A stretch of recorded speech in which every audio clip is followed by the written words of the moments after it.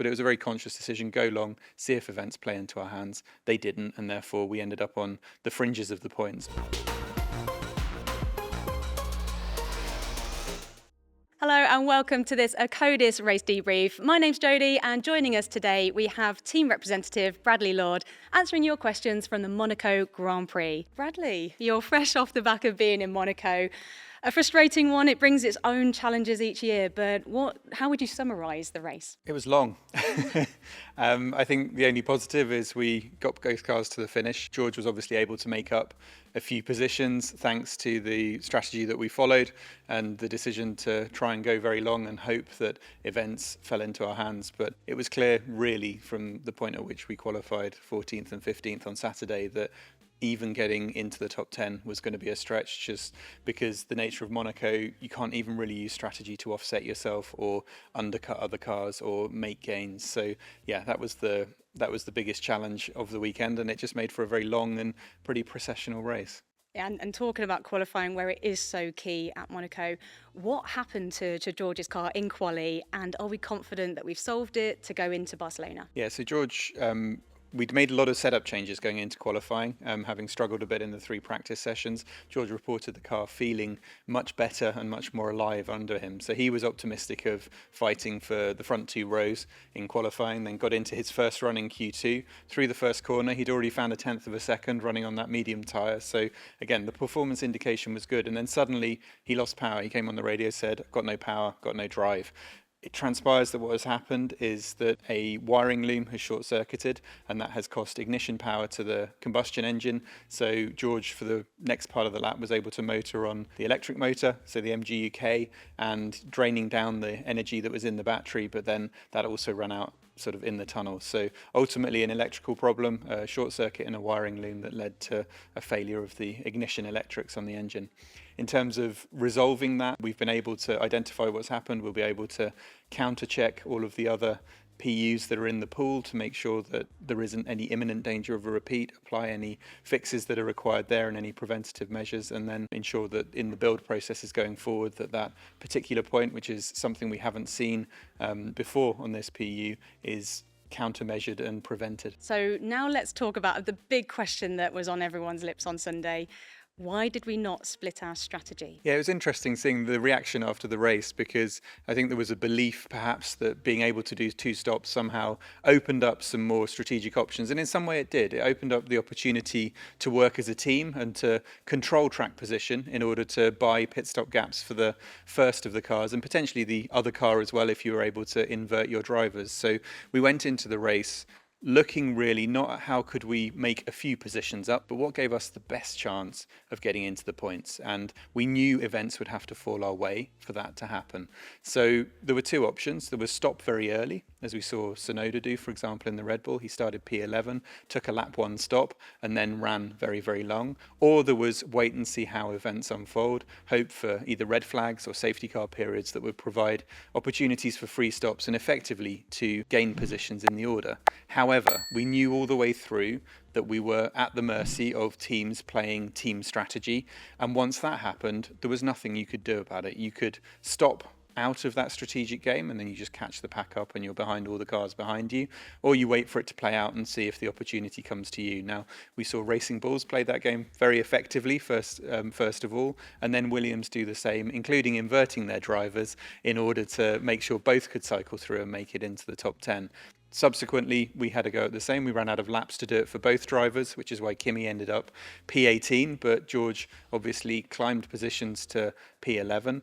And if we look at Tsunoda, he took that lap 1 stop, but then had to stop very late and himself ended up P17. So unfortunately, the strategy didn't offer us an opportunity to do anything else. It was clear that working as a team was going to be a priority in the race if the opportunity came.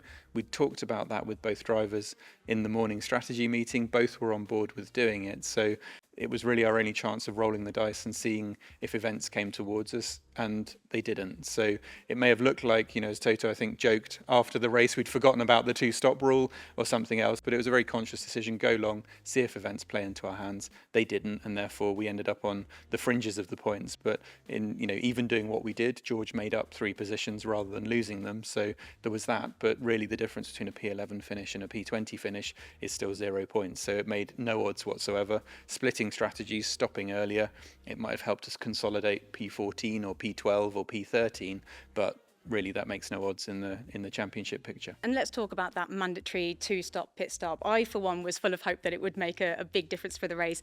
But we've had Toto mention if it is going to continue to go forward, then it needs to be tweaked, that rule. So do you have any ideas of how that could be tweaked going forward? Yeah, I think the intent was a good one. We saw last year in Monaco that a lap 1 red flag meant everyone could change tyres and then simply ran in a procession to the flag. We know that overtaking is very difficult in Monaco, particularly with this generation of car, because they're bigger, longer, wider, heavier than previous sort of forms of Formula One cars have been as well. So the intent was, how can we make the show better? How can we introduce more variability and more variety? I think we've tried something that hasn't hugely managed to do that. I mean, we saw more action in the pits. We saw controlled but nonetheless competitive race up front for the win and for the podium positions as well. What we can do to change it, ultimately, the challenge that you're facing is that it's nearly impossible to overtake in Monaco. So one thing that will come towards us next year are slightly smaller, slightly lighter cars that may make it just create more relative space for overtaking in Monaco, which will be one of the circuits that is quite energy rich. And so we'll see high levels of performance, but also smaller, more agile cars that may well help us to achieve that. The other one realistically is looking at what is possible in terms of track changes and track layout changes, which obviously in a place like Monaco where space is anyway at a premium, not an easy thing to do, but certainly something worth looking at. And you've touched upon the team play that the different teams are doing. We did actually see on the internet, there's been some footage going around how we see Toto pointing down to James Vowles, and you are there, you're in the mix. So can you tell us, is this a new beef that we need to be aware of throughout the season? I was messaging Toto yesterday saying it would be really brilliant if it were a real argument, and I just can't imagine him and James actually having that happen. I've seen some stuff on the internet as well comparing it to sort of Toto's reaction in Saudi in 2021. It looks superficially similar. I was standing there next to that one as well, and I can certainly confirm it was nothing like that at all. And it was simply oh, thanks very much for, thanks for the team play, and there was nothing else we could do. And I think as Toto explained afterwards, James had already messaged to say, sorry, we had to play the team game. And he's absolutely right. They did. It gave them 2 points finishes, and it's exactly the sort of thing we'd have been contemplating doing had we been in the position to make it work for both drivers. And indeed, it is exactly what we did with George and Kimi, to give George that P11 rather than P17 or P18 as Kimi ended up finishing. We were expecting to see Toto being taken out by James Vowles for a dinner like Albon did to George. So I think that might be planned in Barcelona. Nice. Anyway. Okay, good. All is right with the world. Going forward then, looking at the team morale now, we've had a couple of frustrating races in this triple header coming from Imola, now Monaco. How are the garage feeling, as I know they would have flown straight out to Barcelona now? It's been a tough 2 weeks. I mean, it's true, if you spend any amount of time in Formula One, you know that you spend a lot more time in the sport losing than you do winning. There's only one team that wins any race weekend, and that's part of the nature of the sport. So you have to be resilient to be part of a Formula One team, but it's been 2 tough weekends, and 2 tough weekends on the road. Monaco brings with it a whole load of additional challenges in terms of restrictions on working space, complicated logistics. It's a tough weekend and a demanding one. The team, as you say, have travelled straight on to Barcelona. I think morale is good because we are a resilient team. We know that the only way out of a difficult period or difficult races is to stick to doing what we do, stick to our operating procedures, and then make the right decisions that enable us to put the car back in a happier place, and therefore for the drivers to make the most of that to start moving forward again and building a bit more forward momentum. But certainly it's been a tough 2 weeks that have kind of cost us the good momentum we had in that first quarter of the season, and it's now on everybody in the team to play their part in turning it around in Barcelona. I was going to say, it's often races like this where we can take the most learnings from and put that into practice. So what does that look like, debriefing the weekend and inserting those learnings now as we go forward? Yeah, I think the biggest learning really from Monaco, even though it's a unique circuit, even though it's a very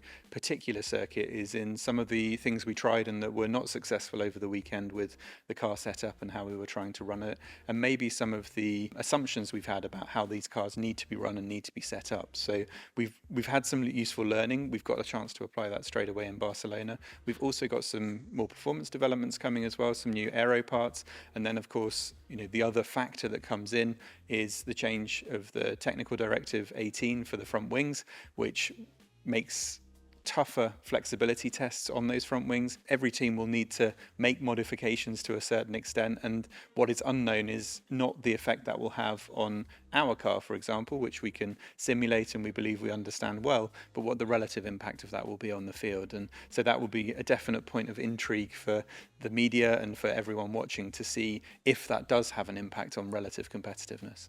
With these new regulations with the front wing, it is just 5mm, I think, difference going from 15 to 10mm worth of flex. Can that input such a performance amount out on track? As I say, it's not the absolute performance amount so much as the relative, and have some teams been gaining more benefit from that than others? We will only see that when we start running on Friday, and really once we get into qualifying and the race on Saturday and Sunday. So it certainly can have an impact, because teams wouldn't be doing it unless it was having a performance positive impact, wouldn't be doing it if it was negative. And I think it's fair to say no team would be choosing to run the wing the way we are having to from Spain unless we have been obliged to do so by technical directives. So we don't know at the moment is the honest answer. We can expect it to make a difference, certainly make the car a little bit more delicate to balance between a happy low speed balance to get around the slow corners and then not being too nervous in the high speed corners. But what the relative impact will be, only the weekend will show. And you've mentioned the upgrades that we'll be bringing to the Spanish Grand Prix. What are our expectations going into that race with those upgrades? They're only small upgrades. That's the nature of upgrades when you're in the fourth year of a regulation cycle. You don't find big chunks of tenths of performance. So it's small bits, but small marginal gains that we're able to make in lots of different parts of the car. In terms of expectation, I think it has to be, first of all, just to get ourselves back on a more solid footing after tough weekends in Imola and Monaco, and then really to be up there fighting in the top six in qualifying, and most importantly able to maintain or improve those positions when it comes to the race. We've seen a trend this year. We've seen it in Miami, we've seen it in Jeddah, we saw it also in Imola, where we qualify strongly but then have fallen back relative to the cars we are qualifying around or those just behind us. And that's really the biggest focus of effort, is making sure we have the correct balance of single lap qualifying pace but also strong race pace, because ultimately, as we all know, the points are scored on Sunday and not on Saturday.